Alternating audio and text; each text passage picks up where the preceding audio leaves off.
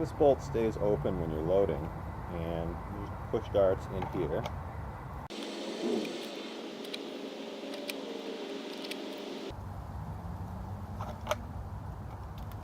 Alright, and whenever you feel like you have enough loaded, you're ready to start shooting, you push this forward to load a single dart into the barrel. And just to show you that, like all XBZs, this shoots really hard.